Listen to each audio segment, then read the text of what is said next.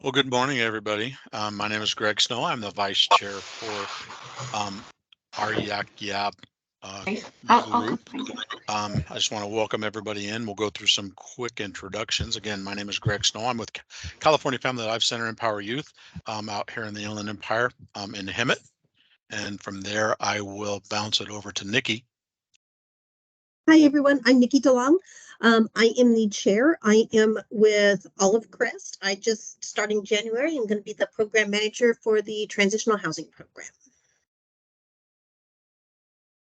Yay. Are we doing intros for everyone? Because I think that would be cool. If you'd like, for those of us that are here, yeah. Let's do it. Okay. Would you like to pop it to Nikki? Oh, okay. I will popcorn to Carlos.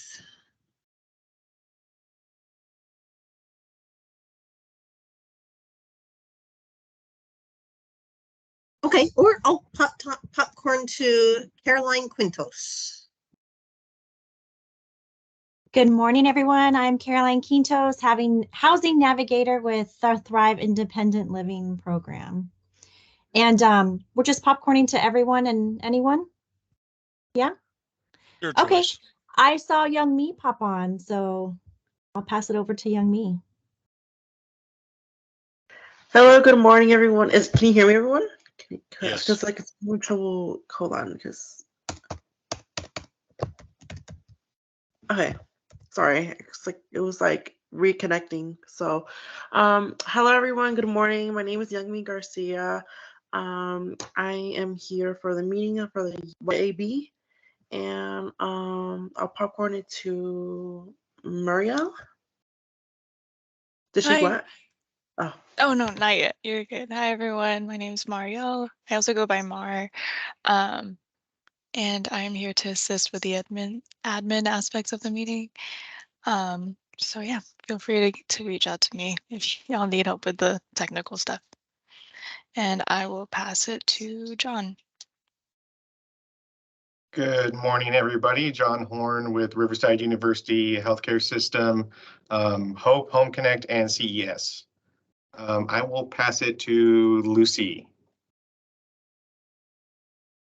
Hello, I'm Lucy Bustos, the new social service planner for HOPE. So I'm also doing, working alongside with John for CES and Home Connect. I will pass it on to Erin. Hi, my name is Erin Rutherford. I am the technical assistance provider that Monique mentioned at the beginning of the call, here to help with HUD programmatic stuff.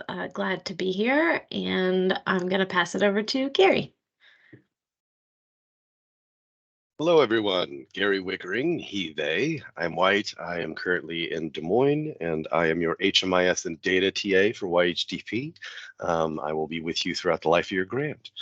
And I will popcorn it to Monique. Hi, everyone. I am Monique Guerra. I'm the Homeless Youth Coordinator with Riverside County Continuum of Care. Really could not do this work without you all and alongside you all, including our youth partners. So this is my highlight, is just getting together with everyone. And I saw the hot team on, and if anyone knows me, they know my love for Julia. So Julia, thanks for jumping on. You are awesome. Thank you, folks. Hi, everyone. I'm Deputy Alomar. I'm new to the hot team. My partner, Julia, just stepped out for a second. She'll be back shortly. It's a pleasure meeting you guys. If you guys need anything from us, we are more than happy to help. And if Erica Gomez hasn't gone, I will pass it on to her.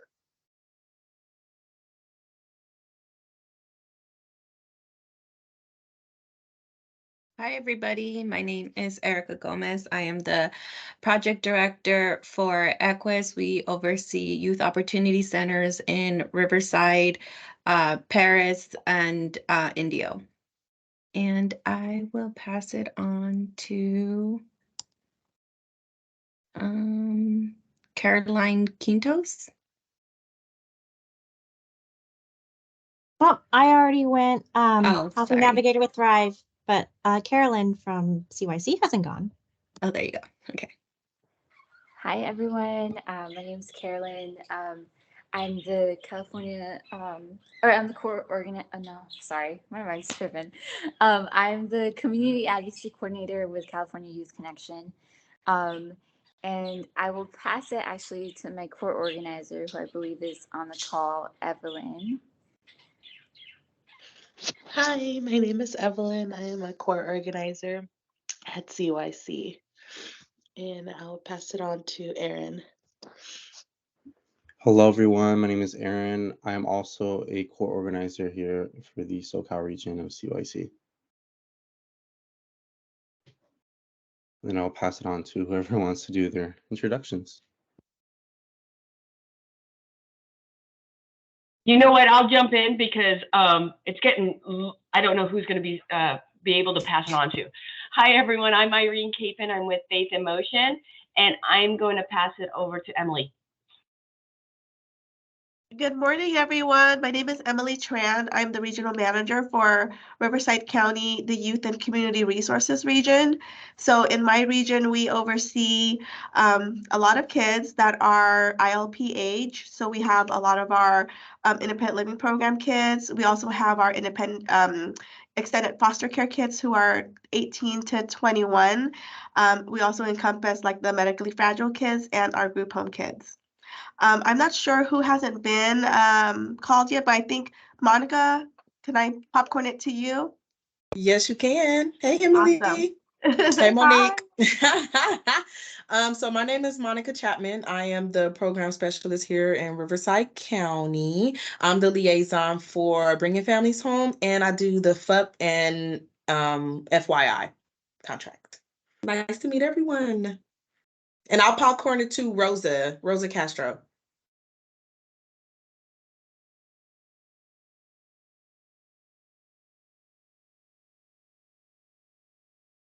Or anybody that wants to go. I think I see Teresa Ruiz. Hi, good morning. Thank you. My name is Teresa Ruiz. I'm a social service practitioner in the Southwest region with the Riverside County's Public Defender's Office. We provide services to our TAY youth, 16 to 25, justice or not justice involved. Pleasure to see you all. And I will popcorn it over to Ms. Wilson. Good morning, everyone. Thank you. My name is Twanisha Wilson. I'm the one-stop operator manager with Equus Workforce Solutions. I'm the one that works between the County of Riverside and all of our partner and resources throughout the County of Riverside. I will go ahead and pass it on to Michelle. I'll take that. Hi, I'm Michelle Markovsky. I'm the Youth Partner Supervisor for Children's Services. Pleased to be here. This is exciting. And I will pass it over to my youth partner, Jeffrey.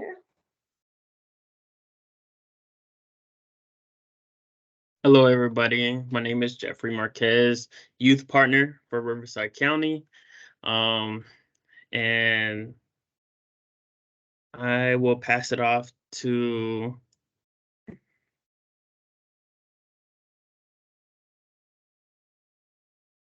whoever wants to go next. I think we only have one hand left, and that would be Rachel. Rachel. Hi, everyone. I'm Rachel Babcock. I'm with the California Family Life Center with Greg. I'm the business and resource specialist here with CFLC, and I'm happy to be with everyone. Keisha Jones maybe has her hand up, so maybe she hasn't gone yet. Yes, thank you. Happy holidays, everyone. My name is Keisha Jones, and Keisha's fine. So I'm the new supervisor for the NDO Youth Opportunity Center. So I'm happy to be here. This is my first meeting with you guys, and thank you for allowing me to join. And I think I'm the last person, so I have no one to popcorn it over to. I believe Kim, you have your hand up. Yeah, and I'm going to Alicia. jump in here real quick. My name is Kimberly Thomas. I am the supervisor of Norco College Basic Needs and Wellness Program. And let's see, who can I popcorn it to? Somebody jump in. Yep, yeah. Alyssa Nieto. Hello, my name is Alyssa Nieto. I'm with Safe House of the Desert Street Outreach Team in the Valley. Thank you. Well, this is great. We have a diverse group with us this morning here. We've got educators, we've got our law enforcement, we've got our youth services. They're like all about us. So if that is it, we will move into our second item here on the agenda. And it is the motion and approval of our meeting minutes from November 16th. So if I could get a motion for anybody who attended that meeting.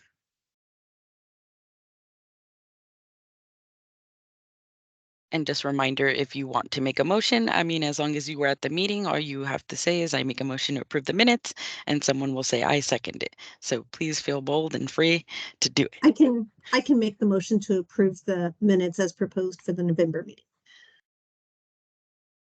Thank you. Thank you, Nikki. Deputy Alomar, I second it. Thank you, Deputy Alomar. All right, we accept that and we'll move into the third part of our agenda is about public comments. And I don't know if we received anything online, Monique or Mar, if you guys had any record for that. If not, we accept public comments from the group here right now. None from the COC inbox. Going once, going twice. I guess I can do my announcement at this All time, right. if that's okay, Monique. So we had one of our staff in the wraparound department.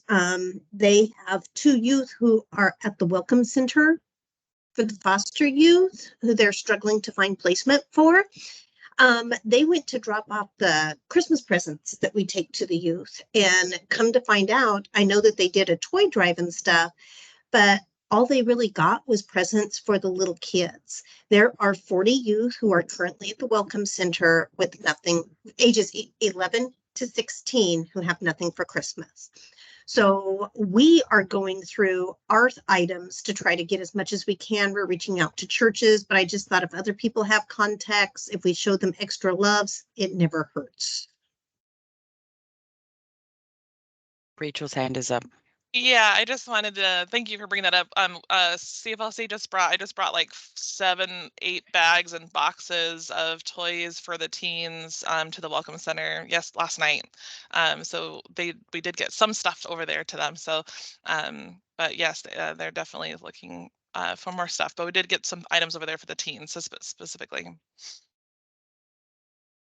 And then Nikki, how would you, if folks have toys that they want to donate, or if their agency has anything that they can contribute, how do they get them to you, or where do they drop off, and when is the last day that you're accepting that? And again, if you send me that info in an email, I'll send it out to everyone at our YAC and our COC, just to kind of pull together, right, and show our youth some love. Sounds great.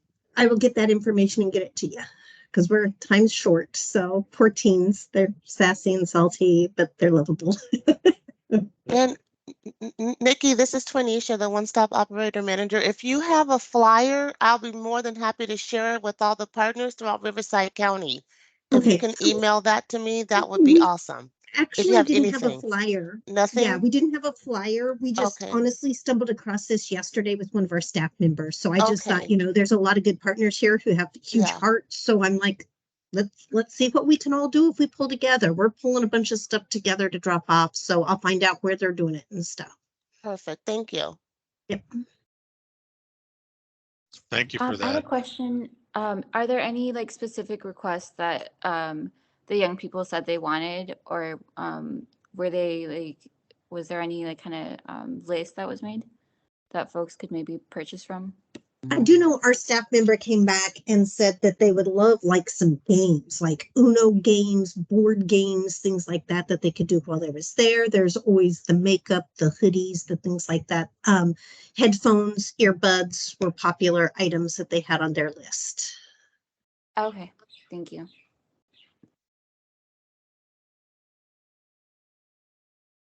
Last thing on that, would that be something that we needed to get to the Welcome Center?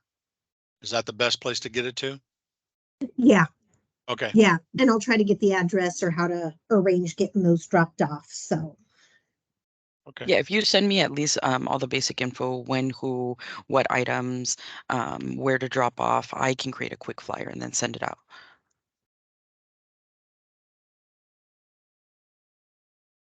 Okay, any other public comment? Then we'll move into agenda item number 4, old business, and I'll turn it over to Monique. So we'll actually be going through the coordinated community plan and the Youth Homelessness Administration Program grant, and those updates after we go through the rest of our agenda to give time to some of our TA providers that will be jumping on closer to 11. But I mean, if there are any immediate questions that folks might have, Erin, I don't know if that's okay. No problem. Happy to answer anything I can.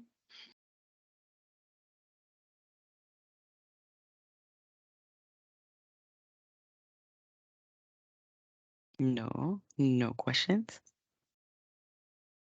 Okay. So maybe just gauging the room. Maybe raise your hand if you've already been here for a few meetings, you know what YHDP is, you know what our goals are, and okay. If you're like familiar with what we're doing, what this grant entails.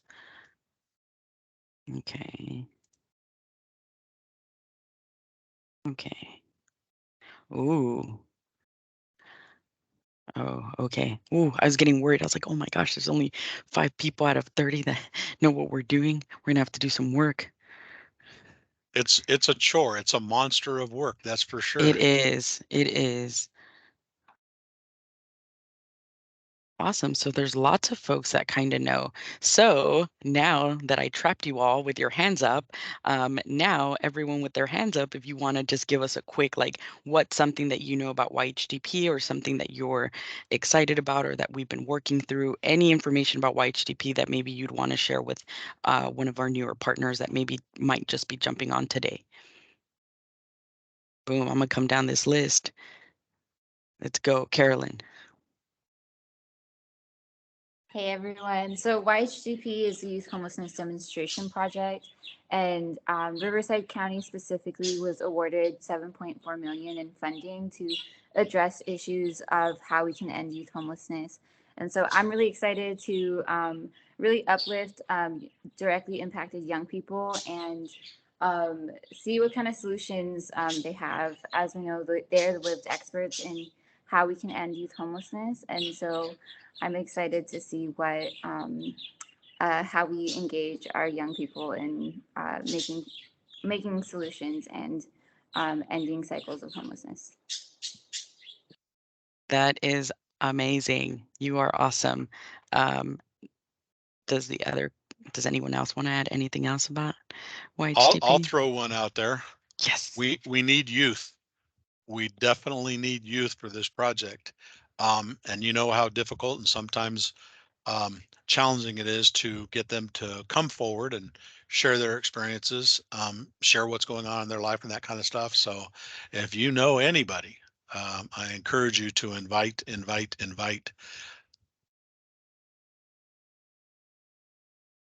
Thank you, Greg. Definitely, this is youth led. Yes, Michelle. I can add something, if that's okay. That we're going to divide into, like, there's going to be 4 special teams of like community outreach, the education team, a draft writing team, and a data team.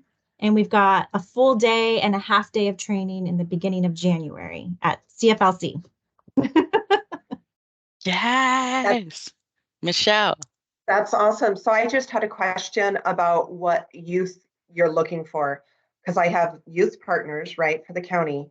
But are you looking for like the youth that they serve, youth that have an open dependency right now, or youth that have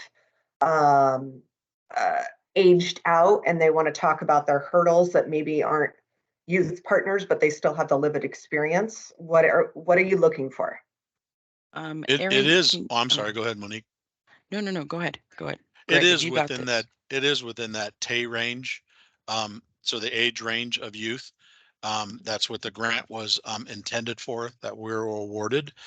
So I believe the cutoff is at 25, because there are a lot of booked in incentives to get them involved with us, to be able to share their thoughts, their vision, what it is that they can contribute to help us solve this this huge problem. So yeah, it's in that age group.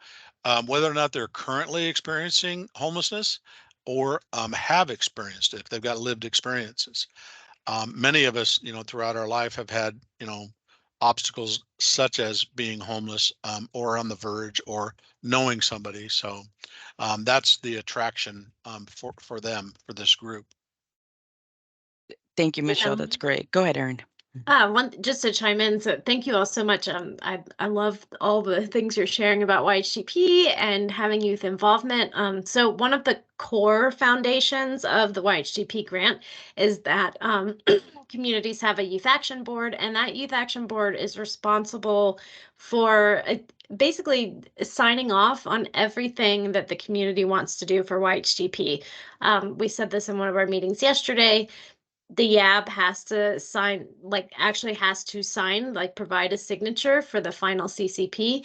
If they do not do that, your CCP will not be approved by HUD, and then you will not receive your funding. So it's not just a matter of preference. Having youth involved is vital for you being able to get your funded projects.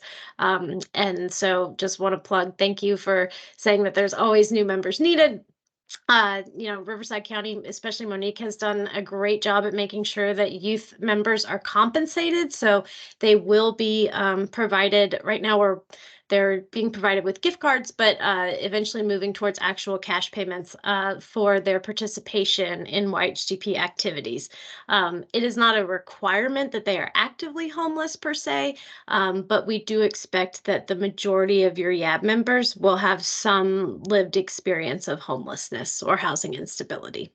But yeah, always happy to answer more questions about that. Reach out on the side if you have anybody that you think would be interested. We would love to have more people join. That is beautiful. I hope that helps, Michelle. But yes, we are, as you can see from this space, we're always welcoming new youth providers and even providers that don't serve youth necessarily. But if you provide housing, rapid rehousing, any sort of service to folks experiencing homelessness, our TAPE population that's transitioning, can also benefit from those services. It doesn't always have to be specific TASE services, especially in our coordinated entry system when we're sending referrals out to agencies. It's not just Operation Safe House as the only youth shelter, but it's reaching out to all the folks that have services and that can provide housing or wraparound. A lot of our youth we've seen have been very successful with rapid housing services, So if you can support them with deposits and rental assistance and just budgeting, they can find a unit, they go and pay their application fees, especially our parenting youth. And so again, also thinking about all of our specialized populations, our LGBTQ plus folks, our parenting youth, pregnant and parenting youth, we want to support them, and then our youth 18 to 24, before their 25th birthday. And it's not just homelessness, but we know that there's an intersection, as a former foster youth, I'm former foster youth, former homeless youth, former probation youth. It's all of those intersections of what everyone experiences that brings to the table of this part of the system is working in this way, but not working in this way because this is how it hasn't worked for me, and knowing that we want to fit folks into qualifications and assessments and criteria and eligibility, and not everyone fits in those eligibility and criteria requirements. So finding really unique and flexible ways to create programming that allows for that flexibility of where a youth and their circumstances are. But pretty much how when we bring new youth to the table, we want to make sure that they get connected with myself or Mar from our team so that we can add them as a youth action board member. It's just a membership. It's a one-page membership agreement. I'll share more during our YAB updates, and then we'll share more about compensation, how we get them connected, our regular meetings just for our youth partners outside of everyone, so that they have a space to also discuss items and then bring it back to the larger group. So we'll go over more of that, but those are really good. I'm so excited. And I'm excited that you're here, Michelle.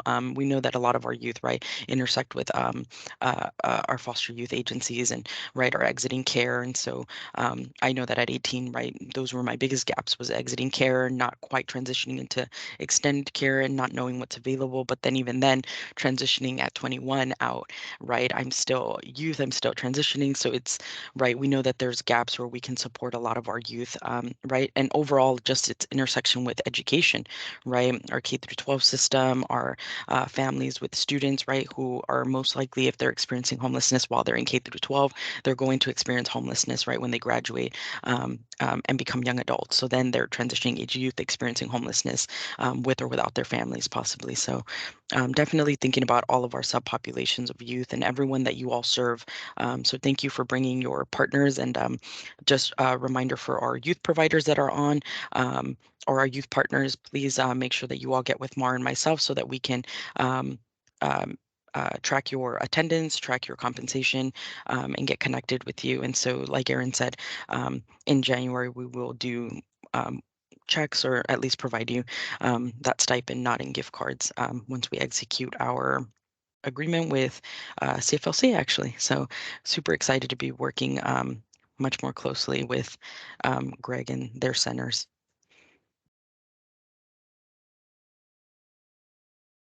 I love it. Mar, you had your hand up. Nikki, you have your hand up. I'm sorry, mine just stayed up from earlier. Okay. Well, I believe I saw a flyer with the QR code for the youth to apply. Is that available? Can I get that emailed to me? Yes, I will share Marv, we can send the flyer out to folks, but also put it it's also in the Google Drive. So if you open the calendar invite for this meeting, there's a Google Drive link. In that Google Drive, folks, we'll always we'll put Nikki's flyer, we'll put the YAB flyer, the slides, anything that we share, anything that our TA providers share. I know some folks have to jump off at 11 when we start doing the CCP, YHDP items, but we will include those slides in there so that folks can go back and look at that. So any information that we shared today will be on that Google Drive link, and I'll send a follow-up email to our YAC. I can create an email with all of the information that's being shared, and I'll just send it out as like post-meeting resources. Thank you, Mar. You don't have to be so phenomenal all the time.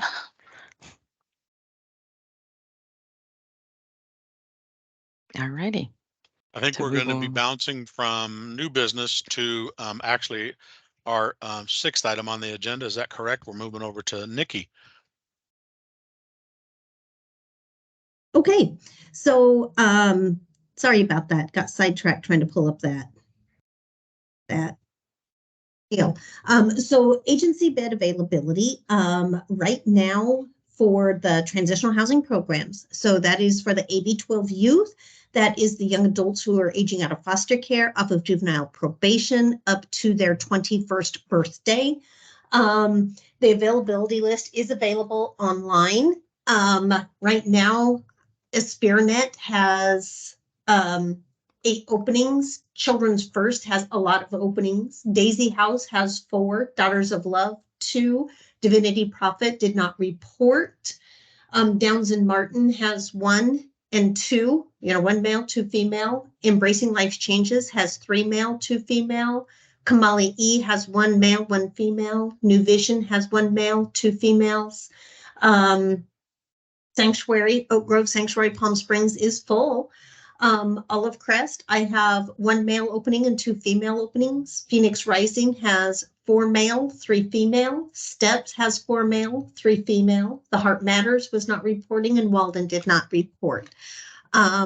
So we've got quite a bit of availability for the youth that fall under that. There is one universal application that can be utilized to apply for any one of those programs. You can send it to me with the location. I'll help get it to whatever program you need it to get to. Or there's also the contact information on that Google Drive. So whatever's easiest for the youth. Do we have anybody else that has some bed availability lists that they could share? Rainbow, did you have? Before I forget, I'm sorry.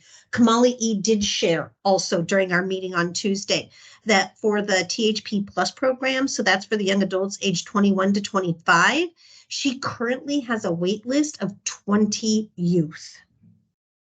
So she's in discussions with the county to see about increasing her bed capacity so that she can work with some of those youth. So we'll hopefully hear some good news that we can help that 21 to 25-year-old age range as well. So sorry, Rainbow. If you had bed capacity to share, that would be great.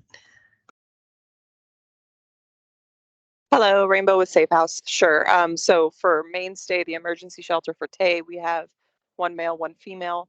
And then as far as transitional living, in Riverside, we have 1 male availability. And then in the desert, Thousand Palms, we have, I believe, 3 spots for either male or female.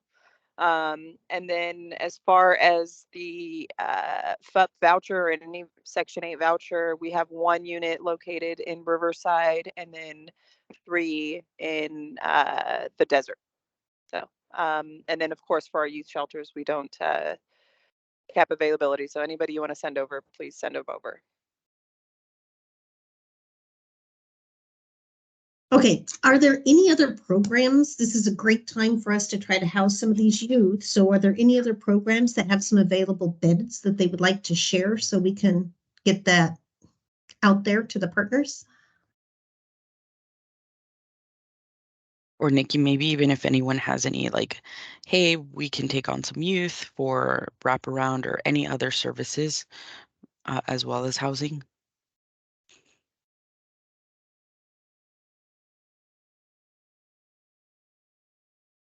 Harry, go ahead, please. Okay, sorry, I'm the data guy, and sometimes I like to just ask a clarifying question. So for these vacancies that you're sharing, so these are open available spots for youth to fill, correct? Are all of these housing first projects or specifically homelessness projects, or are these just like all youth services? Just so I can get kind of like a grounding for. Okay, the list I provided, and it's up on the screen now, that is specifically under Assembly Bill 12 housing. So that's for young adults who are aging out of foster care or out of juvenile probation. There is a route for reentry. It's very complicated to determine whether a youth is or is not eligible for reentry if they were adopted, guardianship, or kinship. There's potentially a route for reentry. So I just have a couple people at the county I work with, and we just kind of go rogue under the radar to try to see if the youth is even eligible for reentry. So mine is, I wish I could expand, but that's all I'm funded for. Rainbow, would you want to explain what qualifies for yours? Sure. So our youth or any homeless youth, whether that's aging out of foster care or, being kicked out of moms or dads or, so we accept any youth that needs help, if that clarifies. So we're not, a THP plus provider. It does. Thank you.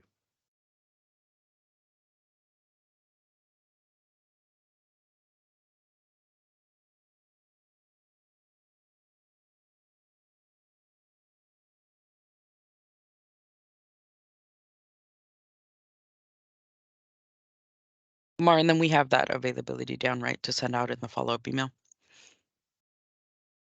Yes, I can pull it from the slide. Thank you.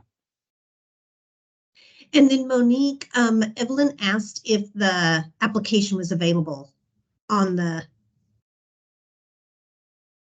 Google Docs. It was, correct? On the Google Drive? The form, I can drop that in the chat and then in the email, and I'll make sure it's in the drive as well. Okay.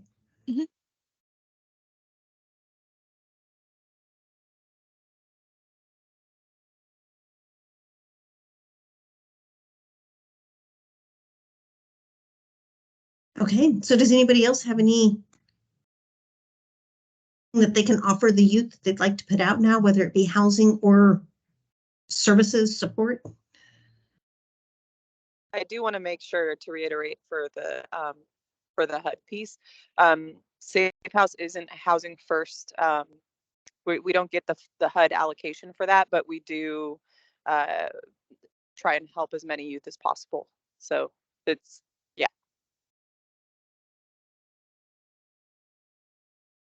Okay, Carolyn? Yes, hey, I did also just want to mention, I know we're about to head on the break as like with CYC, but we are in February going to have our day at the Capitol which is a space where young people who are system impacted can really go up to the Capitol, speak with legislators about what they want to see changed in child welfare.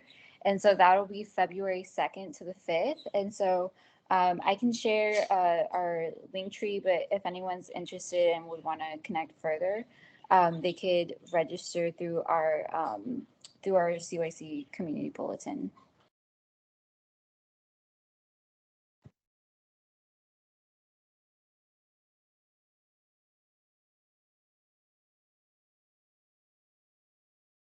Thank you. Thank you. And then I'm going to pull my agenda up again, guys. Sorry, switching too many screens.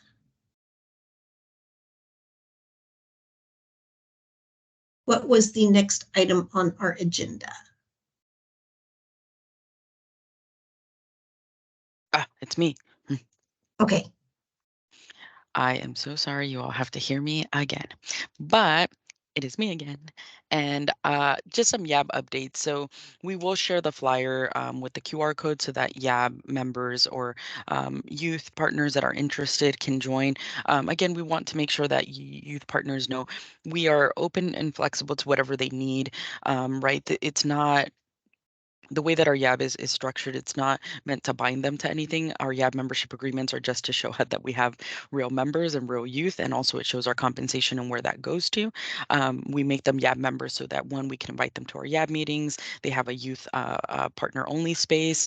They get to meet with Mar and myself one-on-one. What we'll do initially is if they fill out that QR code, we'll get their information, we'll reach out, we'll set up a one-on-one to do like a quick YAB orientation, or we'll invite them to one of our YAB meetings. We'll do a quick YAB orientation, right? Talk about kind of what YAB is, what we're doing, what the goal and purpose is, but also Mar and I get to know a little more about the youth partners that are being referred, right? Where are you coming from? You know, where are you currently in your journey? We do recognize that a lot of our youth partners might not always be in a stable place when they come and want to join, and right, they want to do the most in their current situation, and so we do take note of that and want to support them in their journey to stability or housing or whatever that case may be.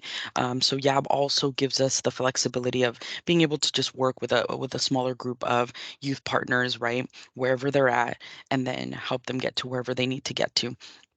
We are currently hiring for 2 TAP student interns. One of our student interns finished her assignment, and so we want to get a new cohort in of YAB members, you know, that are able to do part-time here as well. And so we did receive a few resumes. They'll be meeting with, yes, Young Me. No, I just had a quick question. When is this whole process of the student internship gonna like end or something? Just had a quick question of that. So the way that the county works, so as you all might or might not know, right, the county has a lot of its own protocols and has a long way of proceeding with items, but we try to push things along as quickly as possible. What will happen is for those that did submit resumes and the youth partners that we got greet and meets with, they'll meet with our deputy director, Tanya Torno, do a quick meet and greet, you know, see kind of if we have similar goals, make sure that it's going to be a good space for folks to succeed in, and that we can support them.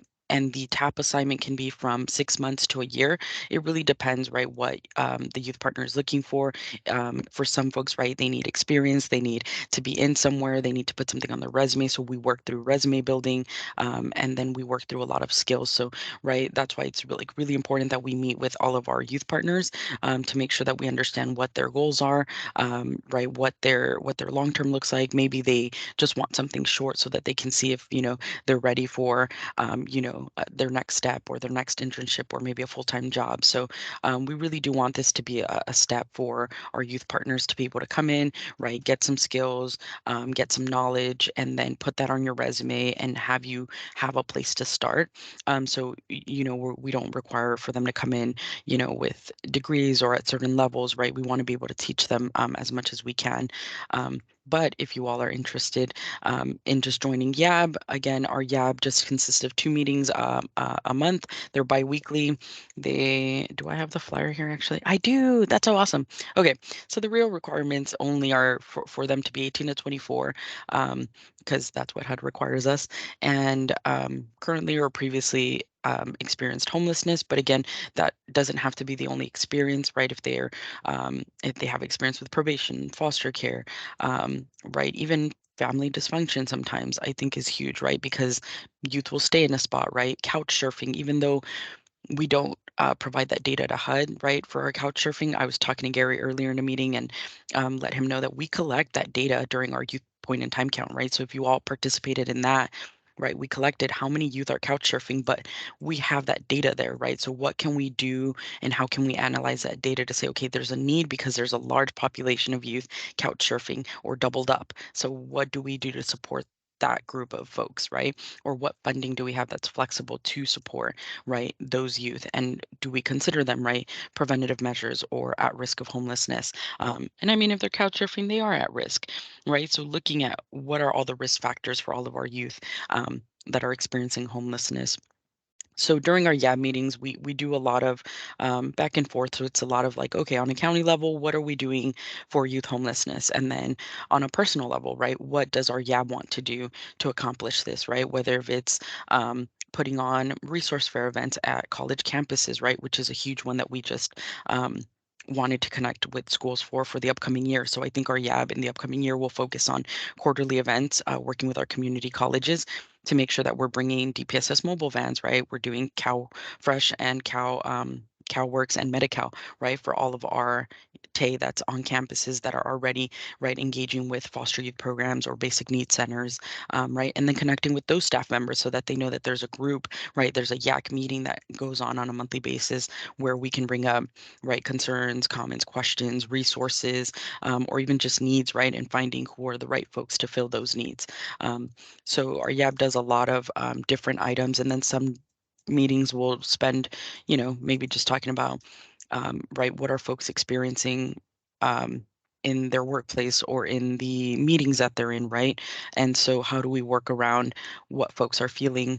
We'll do resume building, and really it's just whatever the need is for a lot of our youth partners during the times. And sometimes, right, we'll have one youth that joins our YAB meeting and it's good. It gives me quality time with that youth.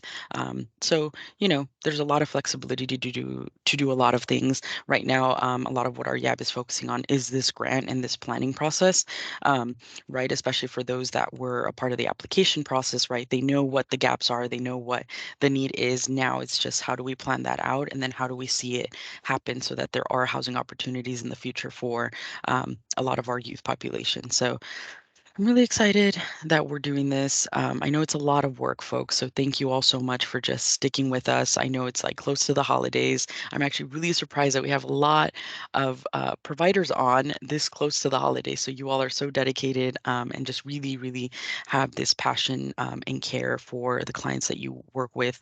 And so I am excited, and our youth providers and our youth partners, are giving a lot of their time and their experience and knowledge. So for our youth partners, just know that you don't have to share anything ever. You're already in this space, and you don't need that as your credibility. You are credible in whatever you say and whatever you decide to share. So don't feel like because you're in these spaces, you have to share your experience, or you have to share why you are qualified to be here, or, what you bring to the table. You being here is already bringing a lot to the table, because you're bringing your presence and you're bringing the fact that there is youth representation, right? And it is a youth-led focus. And so, right, I'm really glad, because as I come out of the TAY age, right, I do not want to be the sole face for everything that we do.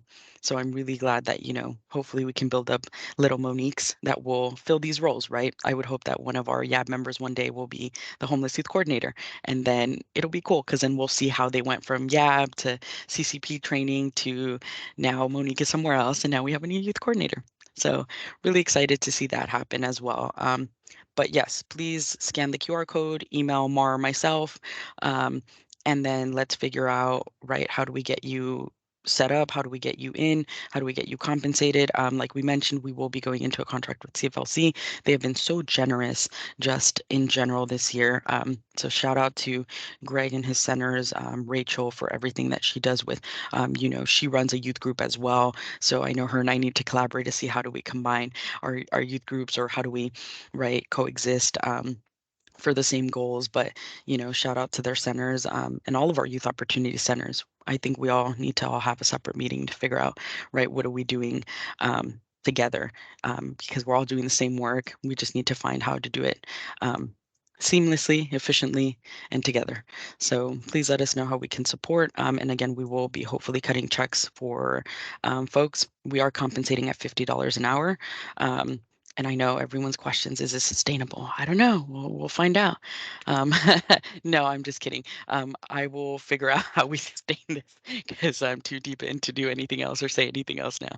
So, and we have to follow through with what we say. If we're saying we're going to do something, especially to youth partners, right? I know nothing made me more mad than adults that are liars. So I don't want to be an adult who's a liar. So I will stick to what I'm saying. So we're going to make it happen. I'm not sure how, but we'll figure it out. YHTP, that's why we have it, right? Any other questions around YAB, youth participation, youth partners?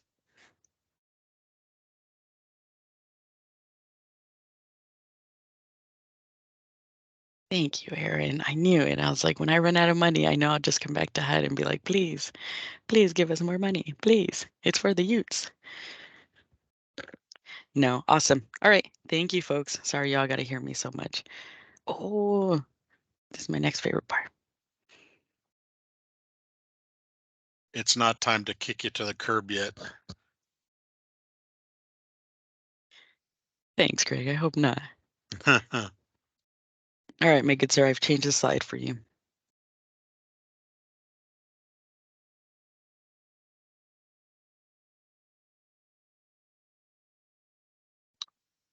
I am ready to go.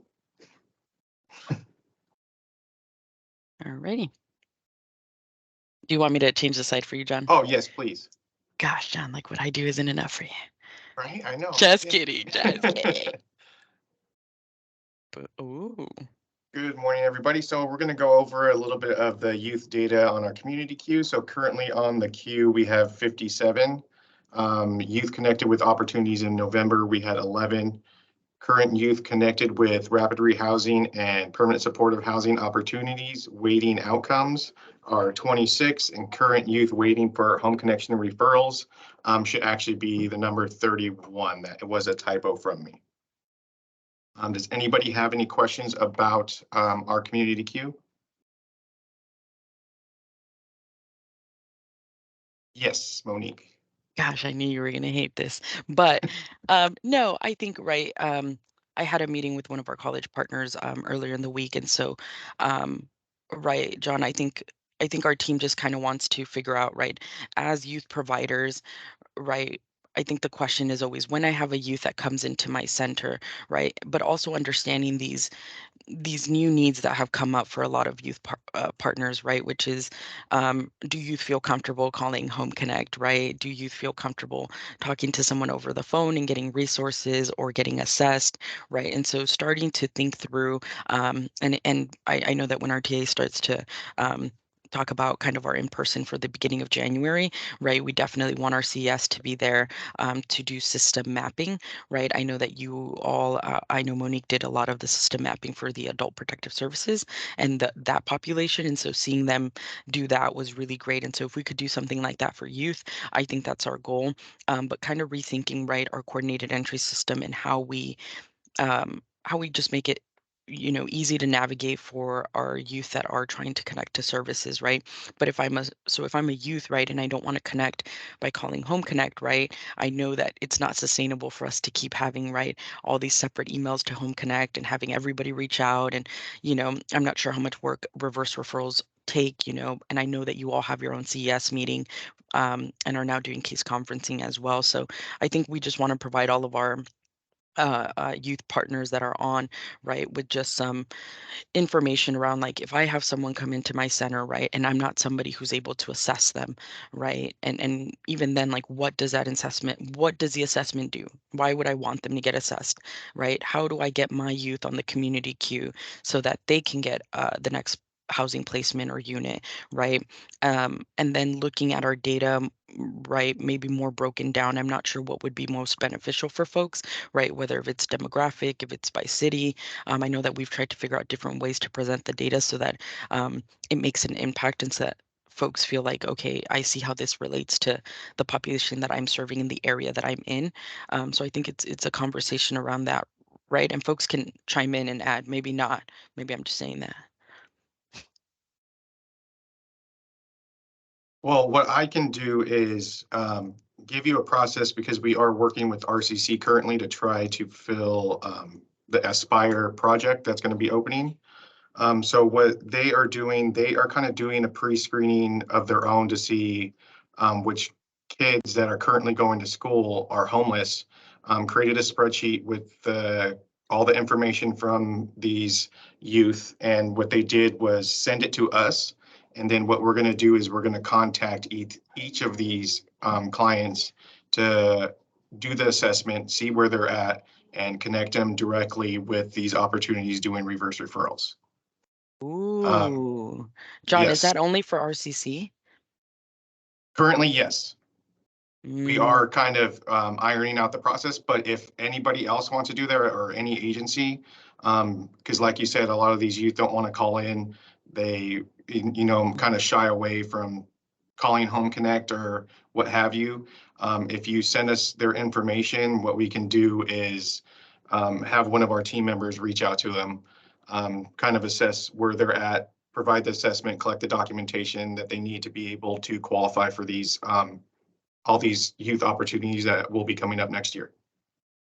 That sounds amazing, John. And I don't know if you've seen my email yet, but I was working with Kim Thomas over at Norco College, right? Knowing that Norco is one of those commuter schools like UCR, right? We do have a population of youth that could be residing in Eastvale, Norco, City of Riverside, City of Corona, right? But they're all students, also in need of housing or are housing unstable. And so, right, the school does not, right? Nobody there has access to TVA Spadat or assess. And so I think if that's efficient for you, right, maybe we can put a spreadsheet together of those students over there. And then, we can get together with like CS and maybe some of the partnering cities and figure out, right, programming that we can connect and link them to, kind of like, you all are doing for RCC with the Aspire project. And then, John, any projects, if you all have the capacity to, let us know of those projects or share with folks, right, what are those requirements or how do you get your folks on these lists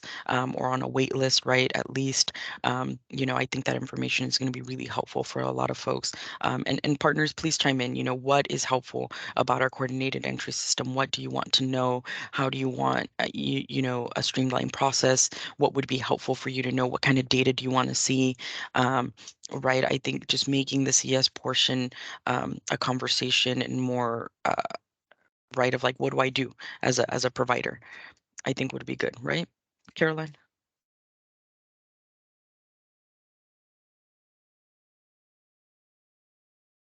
You're muted. Oh, I hate when that happens.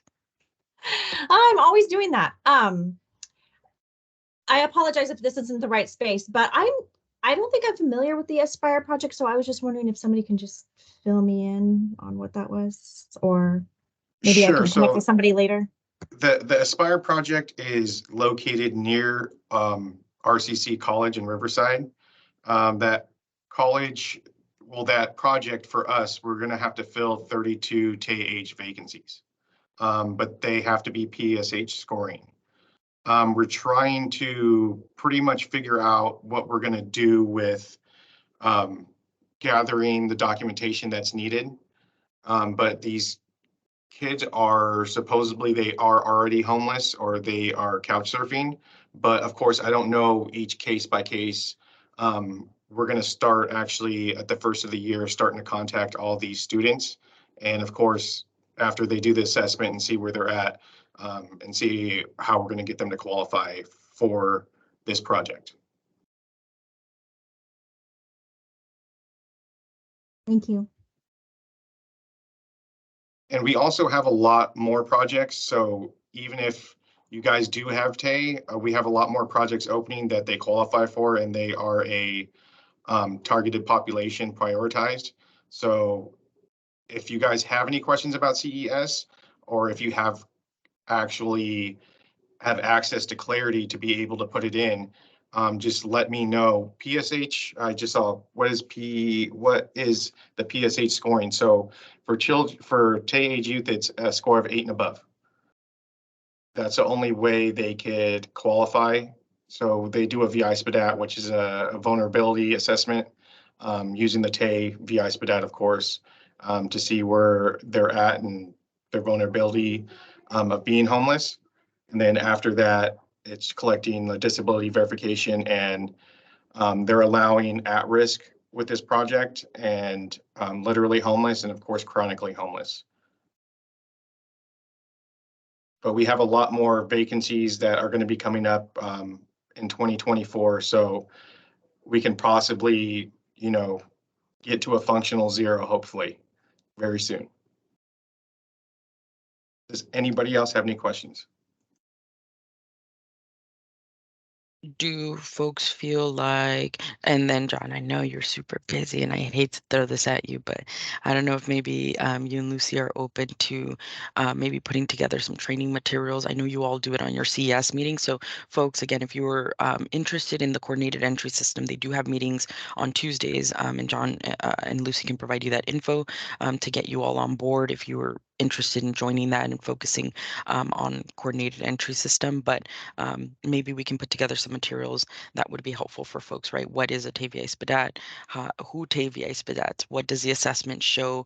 And what does the index of scoring, right, mean? And then, right, how do we partner with agencies that don't enter into HMIS or have access to do that, right? Like what agencies do. So maybe we can connect them with them. They can assess their youth, right? How do we get youth onto the community queue? What does being on the community queue mean? And then what are a list or, right, upcoming housing vacancies, right, that we could connect folks to. So I guess it's more seeing like what does your end look like, so that we understand how we fit into that process and how we, also streamline, so that we're not just sending a bunch of emails everywhere all the time about clients. I would think is helpful. I don't know. No, absolutely. So that is a plan starting next year. We will be doing in-person trainings and virtual training. So if anybody would like to schedule a training, I will put my email in the chat, and just go ahead and email us, and we'll go through everything with you guys. We just did this with Walden Family Services. We actually went on site to their location and trained them everything Clarity and CES. Great, thank you. Maybe we want to dedicate in the upcoming year, as CS has availability, one of our YAC meetings to maybe CS training, right? Absolutely. What does that look like for folks that don't enter info, right? As a partner agency that's getting funded to do so. That's awesome. That's awesome, John. Thank you. And then we know that you have a new member, Lucy, who's on board. Sorry, Lucy. I know the minute you get on, I will start emailing. No need to worry. You let me know what the capacity is for stuff, as we all should, right? We should all be transparent about our capacities, right? We shouldn't be pushing anybody too hard. Everyone's doing the best they can.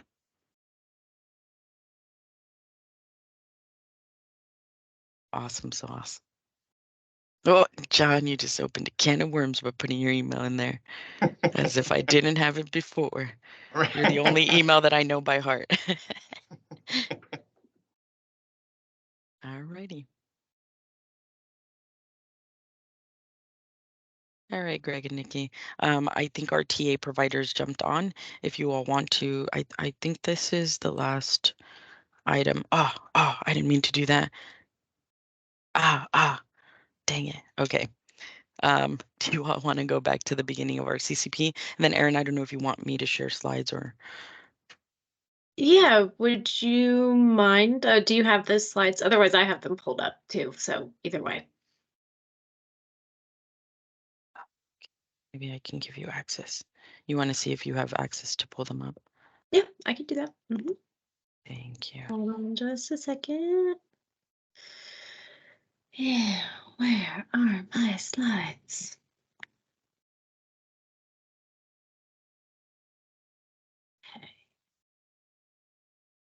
Sorry, hold on just a second. There we go. Okay, can you see my screen? All right, good deal. Let me start the slideshow. Okay, so you have half your volleyball teams here. I was trying to think of like what sports team has 5 members to equate that to our TA team. So close to a volleyball team size of technical assistance providers. So you have half of them here today. My name is Erin Rutherford. Again, I use she, her pronouns, and I am helping provide HUD and programmatic TA. We also have Gary Wickering, who introduced himself and also in the chat. Today is going to talk a little bit about data. And we're going to close it out with Megan, who is going to be talking about education technical assistance. So go ahead and keep going. So just want to do a quick recap of the Youth Homeless Demonstration Program, as I know we have some new people here.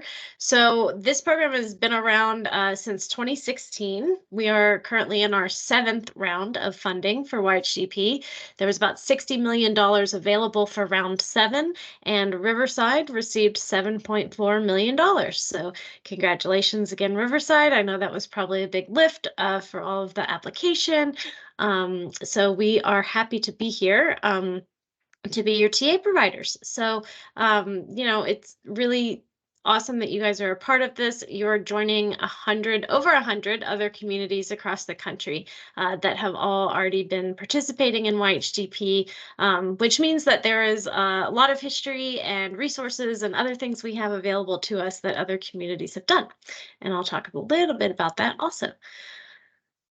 And just a quick recap, this is who your technical assistance team is. This is all of our contact information and what each one of us does. And we'll make sure also, Monique, I'll follow up with you on making sure that these slides are in your YAC folder so that everyone that's attending today will have a copy of the slides as well that I'm going to go over.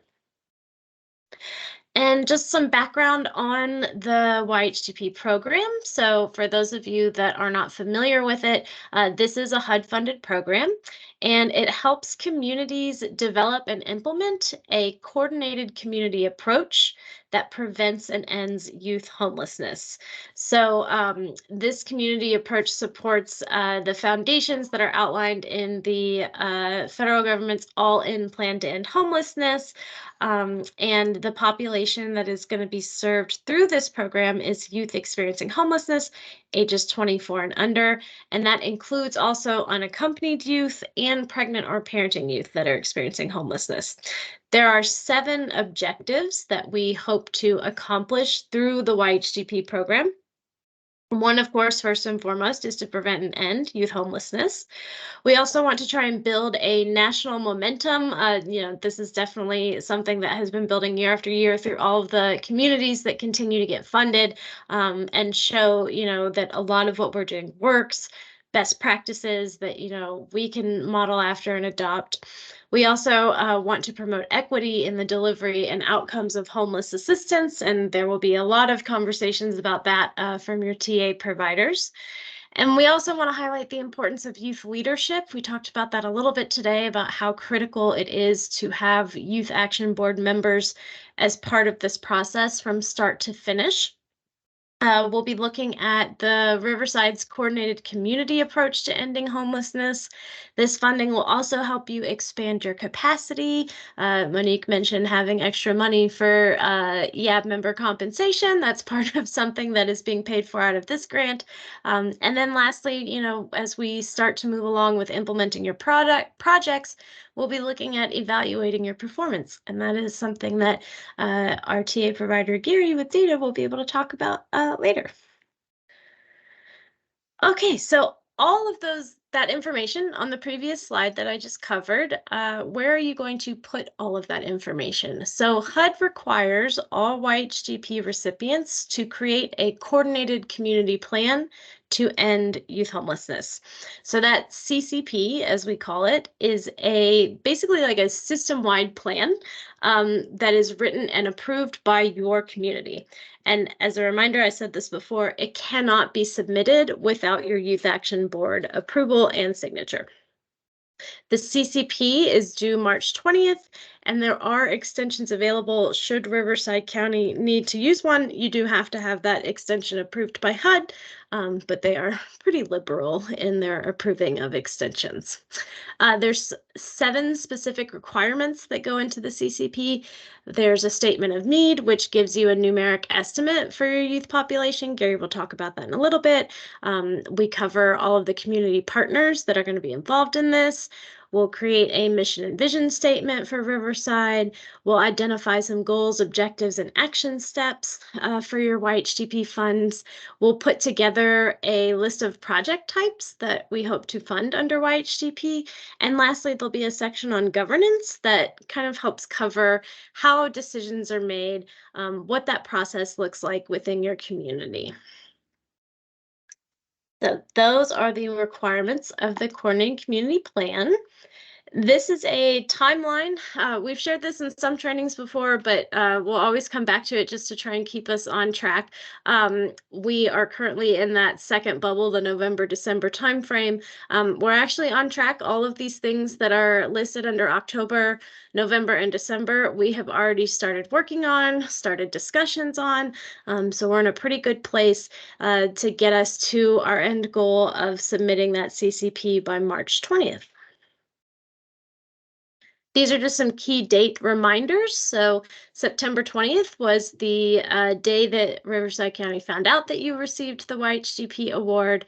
And 6 months from that day, March 20th, 2024, is when your coordinated community plan will be due, unless you are granted an extension.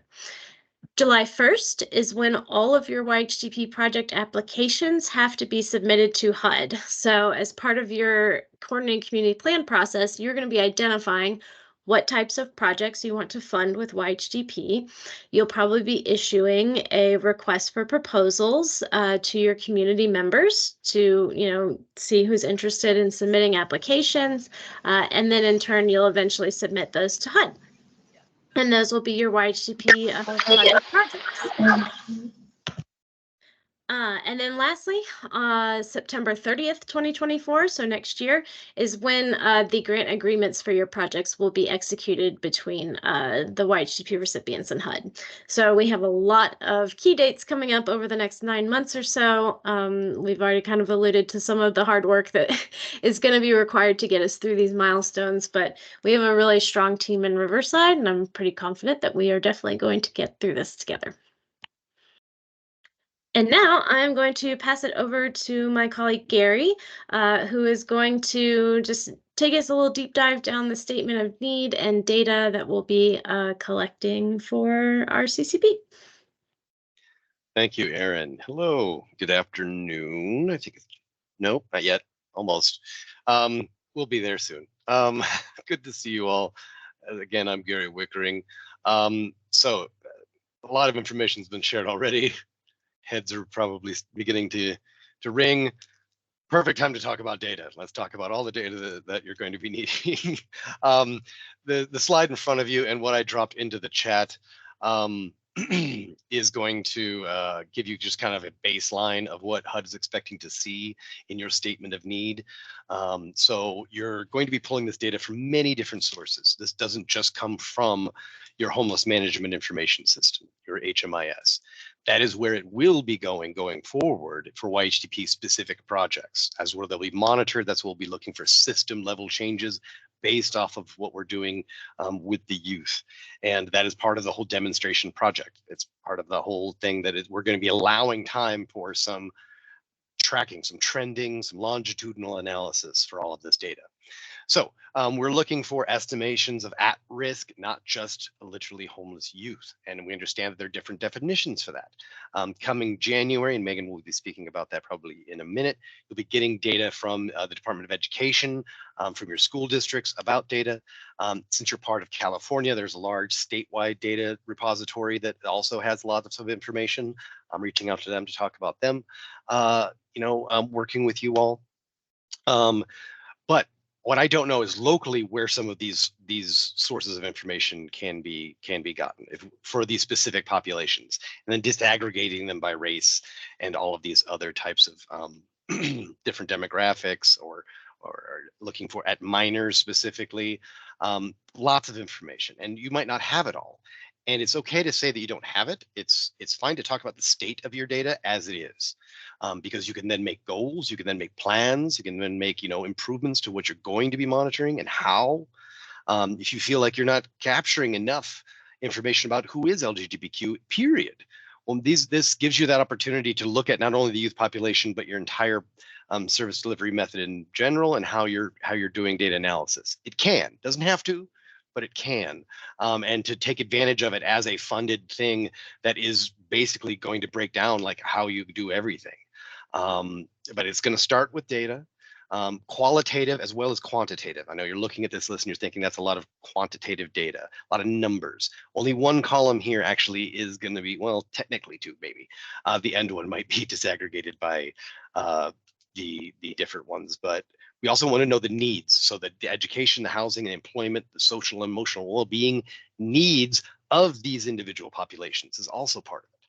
So qualitative measures will have to be taken. Working with your youth action board, your youth action council, and getting those persons of lived experience information is good. I myself am a person of lived experience as a youth and as an adult, and it's difficult to talk about oftentimes this type of, what we're talking about, which is human suffering, human lives, and we're talking about it in terms of numbers. And that can feel disheartening and it can feel kind of cold. And I want to say that it's simply, I intend for it simply to be used to benefit those that are experiencing homelessness. That is the goal there, to make sure that what is working, that measurements are meaningful, and that questions are only asked if they're being used. It's another big thing to look forward to. So this is some of the base data that you'll be looking at. This is some of the things that you'll be looking to gather during this CCP process, your coordinated community plan. And then we'll talk about what came up as far as possible, some of the sources for some of these in the next slide. Can you go to the next slide, please? So this came up during one of our first sessions as data that could be accessed, or could be helpful. So I want you all to take a look over this list. There's lots of information on here. There is some that repeat in many communities. We look at specifically, tribal lands, faith-based organizations. Those are ones that are oftentimes missed in the larger data picture, and that is an entire population that we are missing. We do not want to discount it. And it's not just the youth, but any data that we can get can be used for extrapolation for the youth process as well. So getting a bigger data picture is important. Some of these are very specific to your community, so I'd like to hear your reactions about some of them, or if you have any that you think are missing, now would be a good time to bring those up. So I'll kind of pause here and let you all kind of respond to all of my talking and to see if you have any questions. Oh, I do want to mention also, your coordinated entry system is also a good source of data for those that are experiencing homelessness but might not yet be housed, that might not be in your HMIS in another way. So lots of different data sources to consider.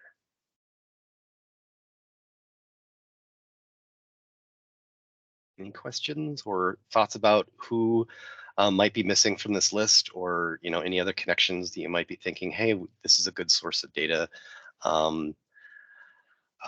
Sometimes like in my rural state that was extremely rural, I had to connect with the Parks Department because so many folks were staying on state camping grounds, and that was not a connection that anybody had thought to make previously, but they actually had several numbers on folks that they encountered that were not included in any other count that we did. So you never know, and there's no bad question, because asking folks if they have any information is easy, because if they don't, you didn't lose anything, but at least you asked. Gary, if I may chime in, I know that on the Yes. call. Oh, Greg is actually okay. Go, Greg. Sorry, mine can wait. That's okay, Monique. I was just looking at the last bullet point about the vocational schools, RCOE, in particular. But what about our regular school districts here in Riverside County? It's a big county. They would also be included, because I have been talking to, in my neighborhood, Hemet Unified, San Jacinto Unified, things like that. So I just wanted to they would also be inclusive. Yes, and that will be included in Megan. I see your hand up. Megan will speak to, yes, you're going to be getting all of your school information from them for your local school districts from the Department of Ed. Great, thank you. No problem. Yeah, I'm probably not going to touch on this later, so I'll just say it now since you brought it up. Yeah, do it. In January, I will be providing your community with, we call them data workbooks, and they are essentially, can everybody hear me okay? I've got kids at home and I'm being shown that my data quality is bad. So, You're good. Everybody's sucking up the internet. Thank you. So we'll provide data workbooks to you in January. I'm hoping mid-January. We've had a little bit of delay in getting those to you because some of the data has not been fully cleared by the Department of Education. That's specifically around the number of unaccompanied homeless youth who are connected to your schools and their nighttime residents. So we provide that data to you as well. For some reason, it's still sitting in clearance with Department of Education. So those data workbooks will have a number of different pieces of data for you. First of all, it's broken down by school district in your continuum of care. It is also broken down by the past 3 school years with which we have data. So education data is typically about a year behind. So the most recent school year that has been cleared by the Department of Education is 2021 to 2022. And so we'll provide data for you on the number of homeless children and youth who have been identified in your school districts as experiencing homelessness and the number of unaccompanied homeless youth. And it'll also be broken down by race and ethnicity as reported by the youth. And their primary nighttime residence, as I mentioned, that is being held up right now in clearance with Department of Education, and whether they are migrant or English as second language learners. So, and then we'll provide you a 1-pager that gives you some idea on like, what do we do with this data? Because sometimes for people, data can be very overwhelming. So we really break that down with that 1-pager about here's what you need to focus on for your coordinated community plan statement of need. And then of course, I'm always here to support you. So, thank you. Thank you for that, Megan. I think as we're looking through the list, I know that on the call, we have a lot of youth opportunity centers. I know I saw someone with DPSS. Rosa, not sure which department you're with. And then as you all have heard, we have all of our TLP providers, as well as Michelle with Child Welfare. So definitely interested to get at least, a few folks from each of these to join our data group. So that we can get that data not just from HMIS, but from your agencies and see what the need shows. And so if you all have any ideas for folks that work at the youth opportunity centers or again, or for our foster youth agencies, and then I know that we do work with HSP closely and we do refer a lot of youth over there. So that would actually be a really good set of data to look at, so we can maybe reach out to the HSP program as well. But if anyone else is on the call with any of these, please let us know if you are able to provide any of this data or if you can run it by your agency and connect us. I'd love to also get a few emails out to know that we are connecting with you all to start collecting some of this data, and also to make sure that you all, if you're going to be in person, or if we can set up a meeting to have you all join our data. So I think ideally for everyone's agencies, it would be ideal to have some of your staff, whoever your data person is, to join our data group. Whoever's the community engagement person is the person that's coming to these meetings, and coming back to your agency and sharing all of the information, as well as the need for this process and the CCP planning. So please, if you do fit into any of those, please let me know and let's connect via email, so I know who I'm asking what from. If not, you all are just going to see a bunch of emails from me.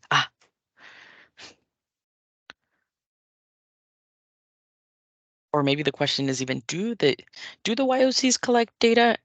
And if so, can we use any of that data?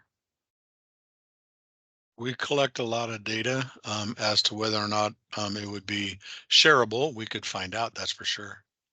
Yeah, that would be awesome, Greg. I know with the CFLCs, you all encounter a lot of youth with the intersection of coming in and experiencing homelessness, right? So I'd be interested to see what you all collect. What about for our other YOCs, like the one that is in like Moval, Paris, Indio?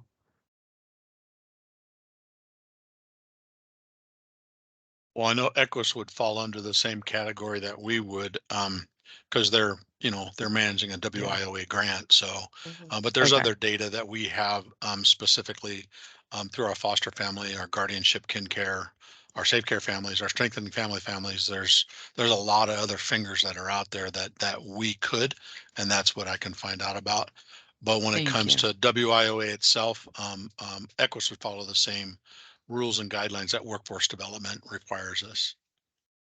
Awesome. And I know that we are going to have a meeting soon with workforce development, as well as Megan, our educational TA provider, to start figuring out, right, what kind of data can we collect. So we'll ask them as well. But yes, Greg, if you can let us know what data is shareable that we can utilize. And then if any of our Equus partners, I know that for some rapid rehousing, you all enter into HMIS, but for the data that is not entered in there, please let us know if that's info that you all have or that you all can share with us, and we can set up a meeting for that. I know Michelle was on as well. Michelle, I'm not sure what kind of data you all can share with us, but we will have a group discussion about data with Gary. And so maybe we can ask some questions around, right, what in particular do we want to look at for our community, or if there's any data that you all have already looked at and have thought, there's a huge gap here, what do we do? And as we've mentioned before, right, some of our gaps are foster youth aging out at 18, foster youth aging out at 21 from TLP programs. And then, right, when they're close to 24, right, what housing options are there for them then? Anybody else on the call that can collect data or that knows if their agency collects any particular data that we can utilize?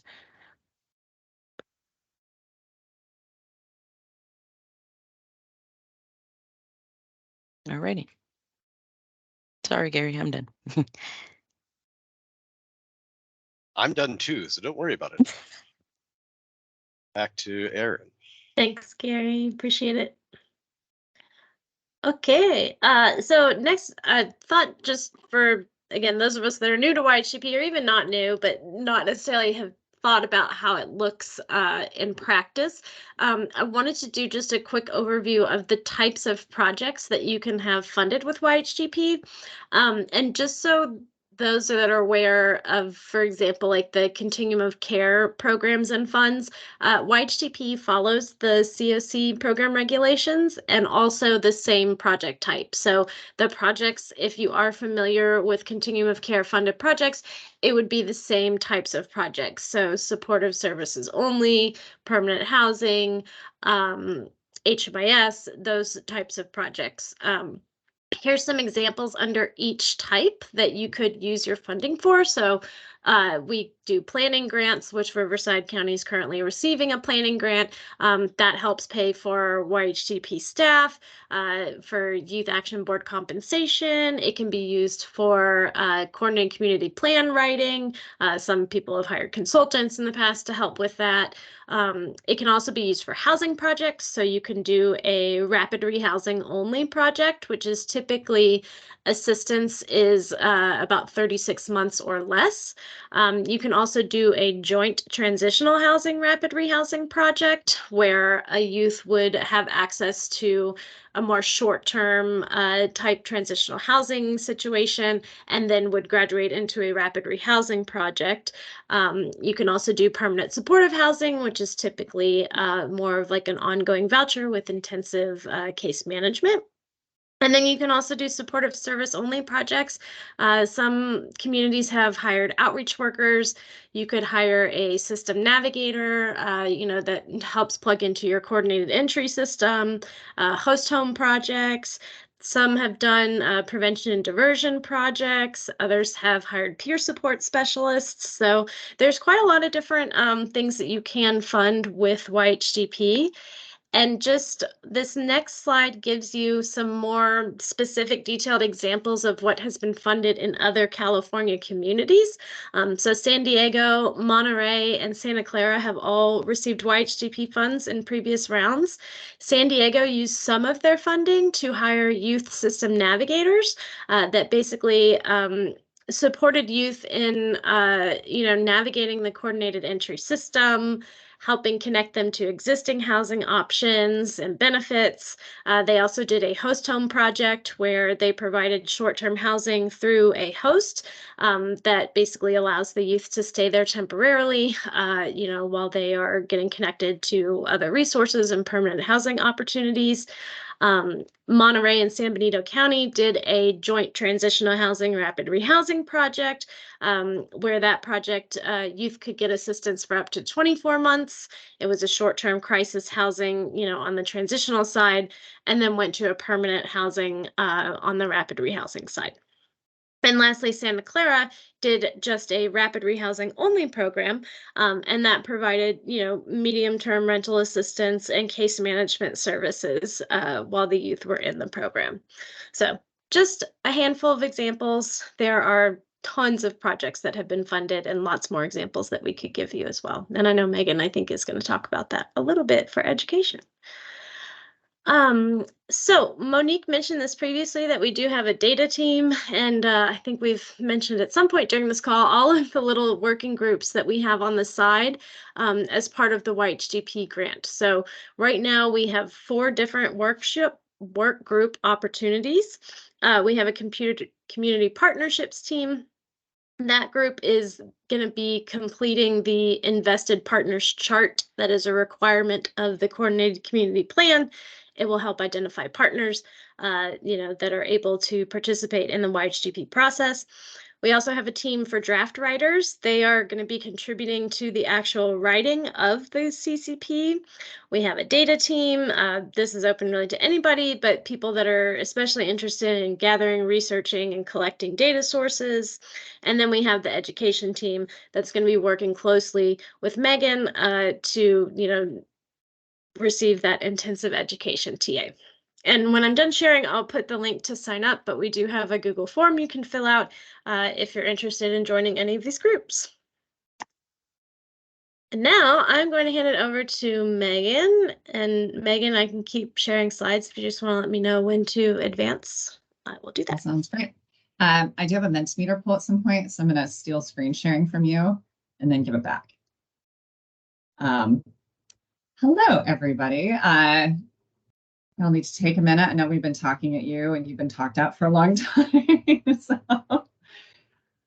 I'm going to talk at you some more to wrap this up. But feel free to go off camera. If you need to get up and use the restroom, stand up, do whatever you need to do to take care of yourselves, because I know 2 hours is a long time. I am Megan Atchison. I do use she, her pronouns. I am the Education Technical Assistance Support. I work for the National Center for Homeless Education, and I am based in Seattle. And I'm also showing a picture of my colleague who does this specific work with me for YHDP communities on behalf of our organization, National Center for Homeless Education. That is Kenya Haynes. So you may have had seen her in some of our monthly webinars if you've attended those. Next slide, please. Just to give you a quick overview on who NCHE is, that is our acronym. We are the U.S. Department of Education's technical assistance provider on behalf of the Education of Homeless Children and Youth program. So if you've ever heard of the McKinney-Vento Act, that falls underneath that program.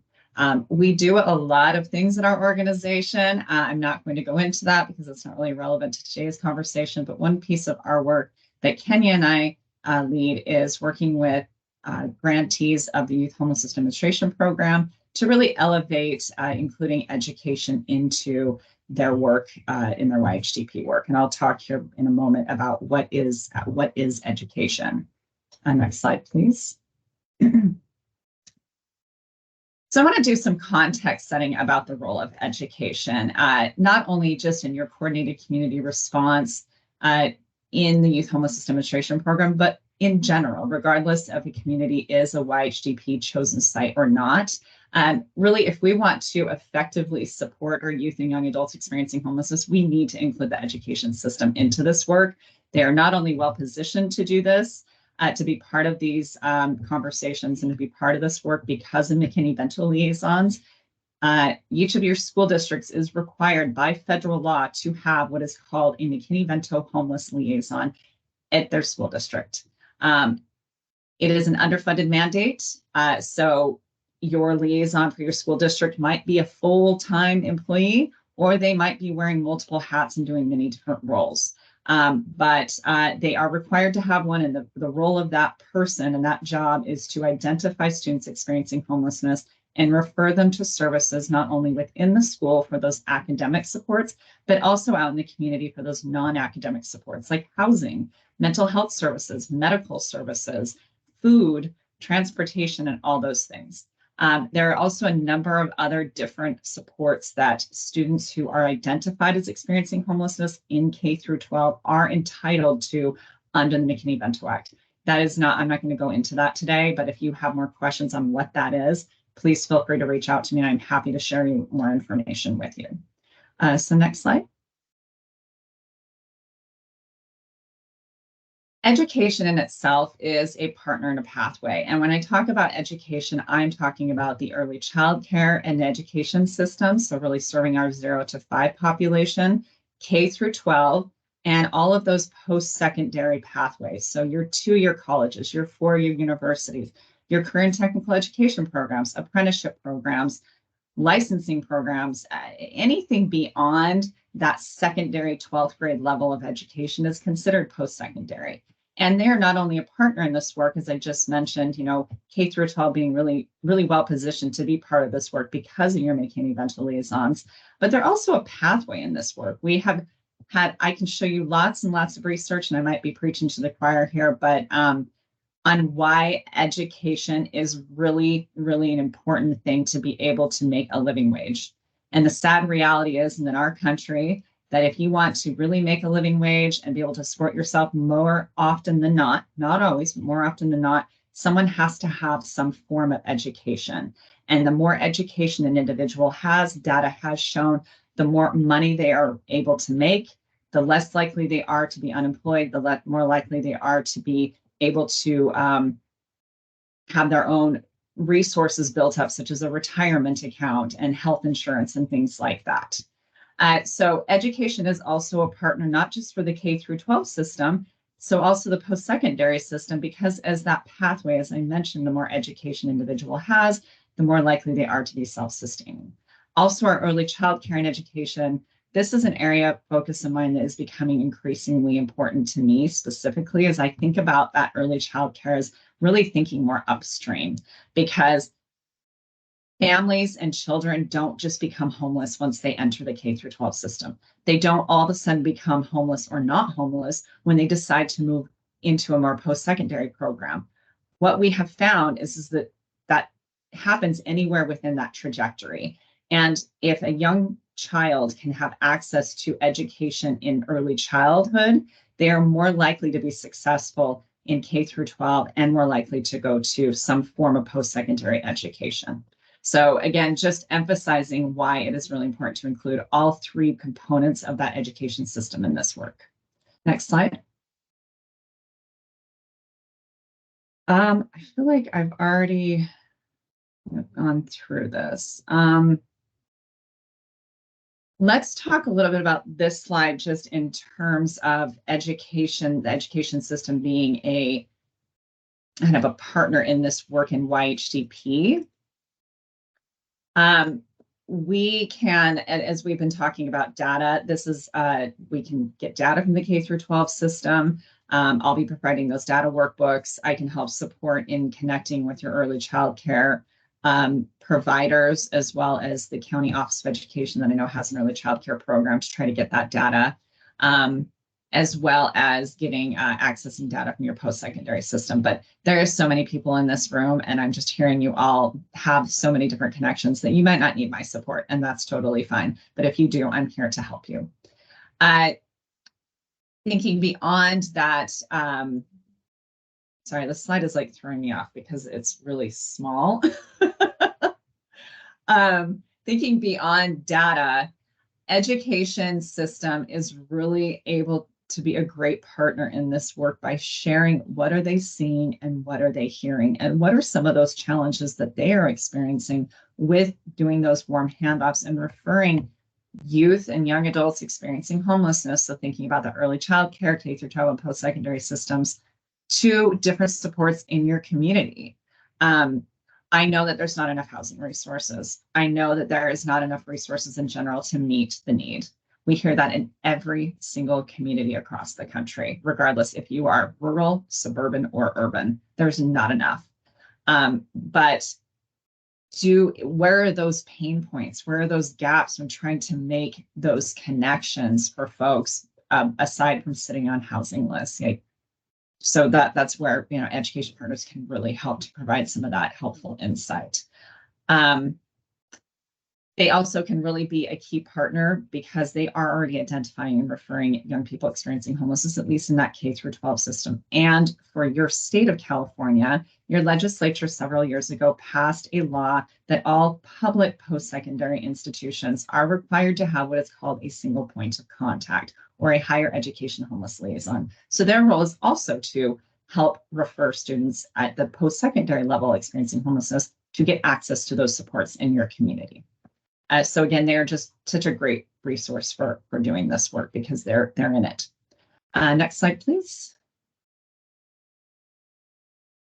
I think let's skip this slide. I've already spoken to it. I want to highlight some of the pieces of data on this slide. If any of you have ever heard of Shape and Hall, they are based out of the University of Chicago. It's a great research arm of the University of Chicago, really focusing on youth and young adult homelessness in our country. So there is a link on this slide. You can also just Google Shape and Hall if you really want to dig more into that. But this is information that has been pulled from surveys that they've done over a number of years. And based on those surveys and research that Shape and Hall has done, they have found that youth with less than a high school diploma or GED have a 346% higher risk of experiencing homelessness than those who do have a GED or a high school diploma. So I think that's a really important thing to hold on to, and know that even if a young person steps away from their high school education, they can always get reconnected with like an adult education or get that GED. So there are other pathways to get that degree, even if they've disconnected. So it's not all is lost. Next slide, please. Not that those other pieces of data aren't important. I just know that we're on limited time. I want to talk a little bit about early childcare and education again. It's crazy expensive. I don't know if any of you, I'm sure many of you people on this call have children. It's as much as a mortgage payment now. It's insane. And we do not have enough childcare facilities, let alone enough childcare facilities that work more on a sliding scale. I am happy to report that I have had some conversations with your Riverside County Office of Ed, our early childcare learning department, and it sounds like there's a lot of great initiatives that are happening in your county and a lot of resources. So it might be helpful to have them come to a call at some point, Monique, to speak more about that. And I'm working on trying to bring them into this space too, and to the YHDP work. Also thinking about early childcare and education, I mean, I had to utilize that when I was going back to school and working, and thinking about any of our young parents or just parents in general, we need to have that additional support so that we can focus on some of the other things that we need to focus on, such as going to work, finding a job, going to school, and things like that. So really thinking about including this piece of your system into this work is really valuable, especially if we're thinking upstream. Next slide. And Erin, you might notice that I deleted one of the slides because I meant to do that earlier and I forgot. I just want to share once again on why educational success really impacts housing stability, and housing stability really impacts educational success. Housing individuals is the utmost important thing. If we don't have a safe, stable place to live, it is really, really challenging to focus on our schoolwork. And I don't know if any of you have ever heard of the Hope for College Center that was, at one point was directed by Sarah Goldrick-Grab, who's done a lot of research in the area of homelessness in post-secondary. And so they have a lot of great survey information that they have found, and just a lot of information from folks saying, I tried to go to school. I tried to focus on my education, but I had to let it go because I didn't have a safe, stable place to live. And we're spending so much time and energy on trying to just meet our basic needs. It is really hard to focus on this. So another reason why education needs to be part of this work, part of the voice of this, because when we have that stable housing, we are more likely to be success in our educational goals and therefore more able to build that income and safety net, such as a retirement, benefits, and whatnot. I also want to just highlight that there are other factors involved in this and why I know we have behavioral health at this table, child welfare, juvenile justice, and whatnot, because there are other factors that at play here, and they include mental health, culture, structural racism, childhood trauma, poverty, family conflict, and social isolation. Next slide, please. So we can pass that one. That was one I deleted, but all right. So let's see if I can steal the screen from you. Oh, there we go. Can everybody see that? And I can't hear I can't see anybody, so. I can see it, Megan, yep. Okay, cool. So if you could go to this, meet me at, you can use the QR code with your smartphone, or if you go to menti.com and use code 3999-9984, then you can provide your responses in this Mentimeter poll. I've spent quite a bit of time talking at you as why the education system is really important in this work, but I want to hear from you all about what are other pieces, other areas that I did not address and things that come up for you on why education is a necessary partner in this work to support young adults experiencing homelessness. Just a couple word answers is fine, and we'll just take a moment for people to add their thoughts.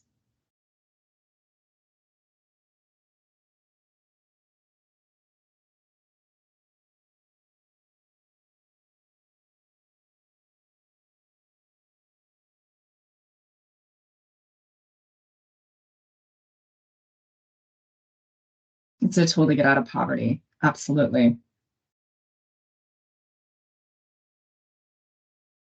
Better problem-solving skills.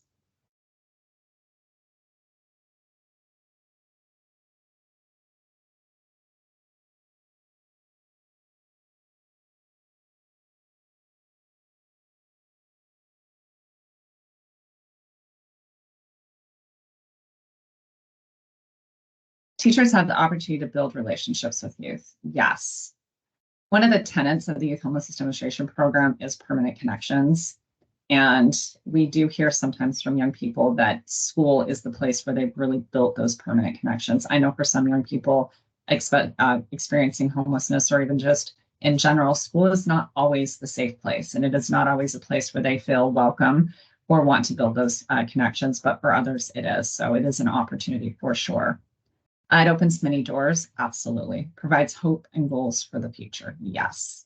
To give them more opportunities and more creativity, just to give them independence without fear of being homeless again. I love that. Financial support and case management. All right, just give you all like 30 more seconds. If anyone has any last burning things they want to throw in here before we move on. Gives them hope for a future and a vision, absolutely. And there's so many different opportunities that people can take advantage of with education. Just so many. McKinney-Vento students and families need support and housing. Absolutely. Well, thank you, everybody. I appreciate that. Erin, I'm going to let you screen share again, and I'll just finish my. I guess I only have like 9 minutes. I guess I better hurry.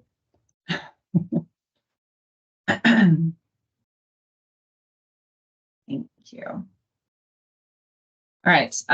Real quick, does anyone have any questions on what I've shared so far regarding the McKinney-Vento Act, homeless liaisons, anything like that, data?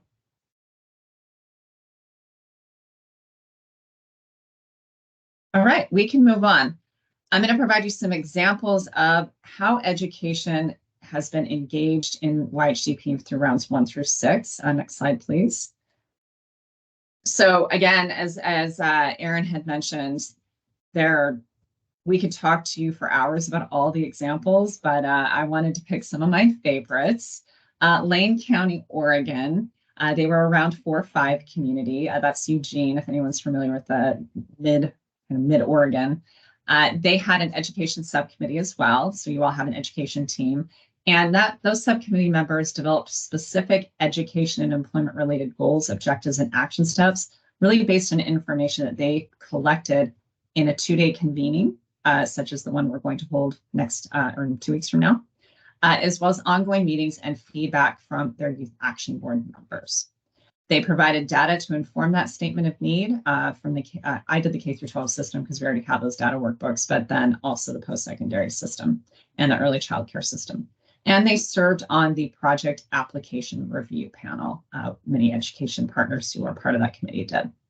In San Diego, so as you all might know, your state is separated into county offices of education. My state in Washington does not do that. So every state does things a little differently. And your liaison with the San Diego County Office of Education was very, very engaged in the YHDP work in round 2. She continues to be very engaged in this work. And she served as a member of that operations team as the education subcommittee lead and really helped to lead and plan those cross-system convenings that they held during that development of their coordinated community plan. So what we're doing on January 4th and 5th is a cross-system really convening. And also Susie helped to develop the YHDP project request for proposals. Next slide, please. And my neighbor is now coming to my door. Oh boy, I'm so sorry. My office faces the front door and she's now waving at me. This is getting awkward. So hopefully my dogs don't flip out. Oh, she's giving me the thumbs up. All right, we're good. Let me get myself back on track here. So I want to provide you some examples of how they were engaged in the project design and implementation. So looking again at Sacramento, I worked with them last year. Great experience, love the Sacramento folks, also worked with Santa Barbara. And that county office of education, homeless liaison, and workforce partners, and their 3 colleges, public colleges, and Sacramento State University, all provided input into designing projects for YHDP that really tried to make sure that there was a component of collaboration with the education system. And they also did have a project that they funded, and I'll talk about that in just a moment. Louisville, Kentucky, where Erin is from, was a round 2 site. And education partners there supported project design to basically fund a systems navigator that is housed in their school district Office of Education. Nebraska Balance of State also did something similar where those education partners designed a systems navigator project. And it blended different funding sources to more sustainably fund that position. So it wasn't just relying on YHDP funds. So when you get later into this process, I can give you lots of examples of how other communities have blended different funding sources to really enhance that sustainability for these positions. As many of you know who work in grant programs, you might have a position for a short period of time and then it's gone. And then all of a sudden that piece of the program disappears. So we can get creative with this. And so when we get to that point, I can provide you some thoughts. Central Florida, I worked with them last round as well. Their early education partners from not only early childcare, K-12 and post-secondary, really attended all their regular YHDP meetings, and there's all the 2-day in-person meetings they had, there was 3 of them. And they provided input on project design to really ensure that there was collaboration with the education system. All of your communities have different pieces of context. So for Florida, they have what's called tuition waivers for students experiencing homelessness coming out of foster care. And there was some pain points in there that students were not able to access those as readily as they should have been, or were being asked to do pretty horrendous interviews to really state that they were homeless. And so being able to hear that, we were really able to dig in to try to remedy that problem so that they're much more easily accessible, less trauma informed, and much more of a smooth process. Next slide. So education funded projects. I'm just going to share 4 of them with you. At this point, we have had 10 of them from rounds 3 through 6 who have been education partners, have either been the sole fund grantee of a YHDP project funding, or they've been co-applicants. So for San Antonio, Bexar County, that's in Texas, the University of Texas and San Antonio, they were awarded a rapid rehousing project that is still going today. They provide rental assistance and wraparound services, and they really have been trying to focus much more on students who, and non-students. This program is open to students and those who are not attendees at the University of Texas, San Antonio, who have child welfare involvement and have been victims of domestic violence or trafficking.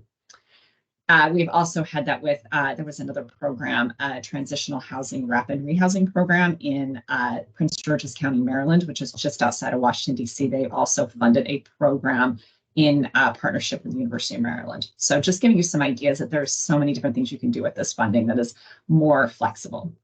The state of Montana, one of their public schools, Kalispell, they applied and were awarded a supportive services only project that provides services to divert youth and young adults experiencing homelessness from entering that system. So Erin had spoken to, and Erin did a great job of priming this for me, more of those diversion projects. That's what the Kalispell Public Schools is. Next slide.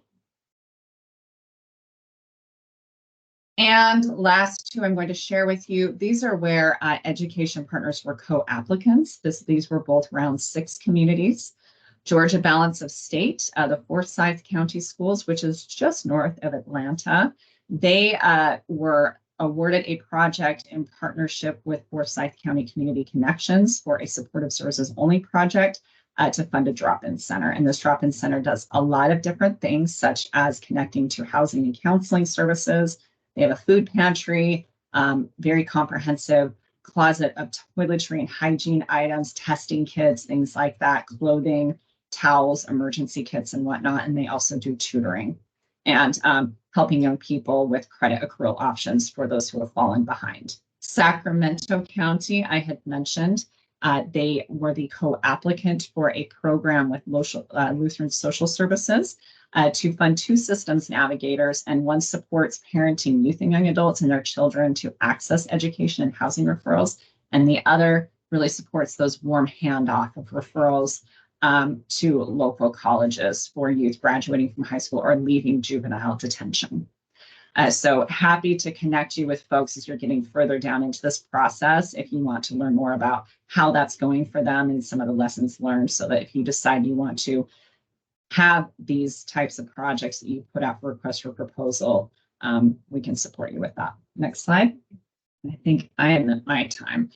I'm gonna have to hold for questions. I'm happy to drop my email in the chat, but next slide, I'm just going to give you a quick wrap up of what does all this mean? What is next? Next slide. So there's a couple ways you can get plugged in if you would like. January 4th and 5th, we've talked a lot about the in-person meeting that is happening. I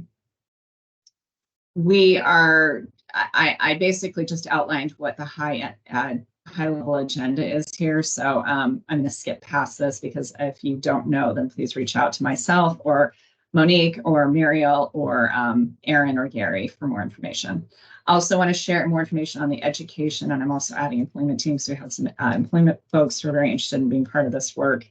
I'm hoping to pull those folks together on January 5th when we're in person to just chat, meet, talk about some scheduling for when we can start getting together bi-weekly virtually to through March to do much of this like very focused education and employment work, which consists of gathering data, developing education and employment related goals, objectives, and action steps, engaging potential education and employment partners, and really identify gaps in service delivery and partnerships. All right, I am done. I've dropped my email in the chat. I have to head off because I'm about to go facilitate our monthly education webinar. So if you're joining us for that, I will see you in 3 minutes. Thank you so much. Have a good day, everybody. And if I don't see you, have a wonderful rest of your 2023 and however you choose to spend that time. And I hope you get some much needed and deserved rest. Thanks, Megan. Thank you. I'm going to hop off, so I'll see y'all later. Thank you. I'll just let you all wrap up your meeting. Just want to say real quick, thank you so much for letting your TA team present to you. I'm going to drop a quick link in the chat for our on-site visit that is coming up January 4th and 5th. We encourage you to register if you have not yet. This will help us determine how many people we need to feed, who's going to be there, who we need to split up into breakout groups and whatnot. So I hope that in a couple weeks I get to meet you all in person. Thank you, everyone, for letting us sit in today. Thank you, guys. And yeah, we encourage everybody to sign up to attend. I know Greg there at CFLC, they are going to be so gracious as to providing food for everybody. I am going to be providing some baked goodies and some drinks, beverages.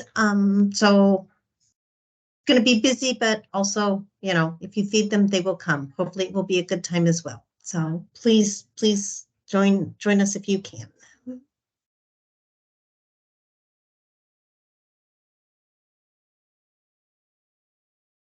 Okay. I think that's all back to you, Nikki. Yeah, and then I believe the next thing on the agenda is the coordinated entry system update, or I guess we did that, didn't we? Yes. So the next item is our member spotlight.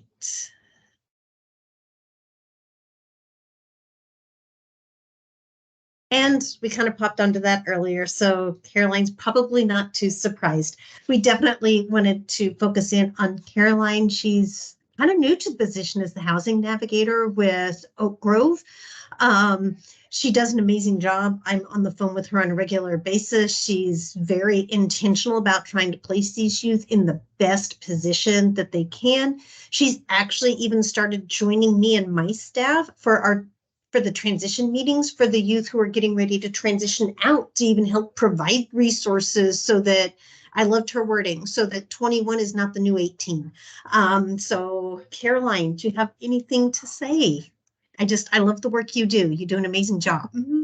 Well, first of all, I want to say thank you. And yes, I was surprised. I thought I saw my name earlier, but I'm so new. I didn't even know we did a YAC member spotlight. So I just want to say thank you to everyone. I love doing what I do. I love learning. I love meeting new people.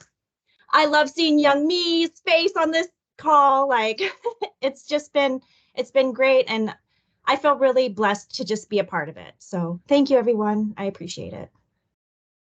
Well, your passion shows. I love working with you. So look forward to a lot longer. So thank you for everything you do, Caroline. And the next member is just asking for agenda items. If anybody has anything for the next meeting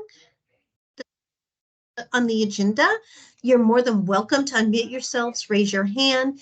This is not like your last opportunity to have something put on the agenda. You may also email Monique in between times or Mar, and they'll be sure and get agenda items added for you.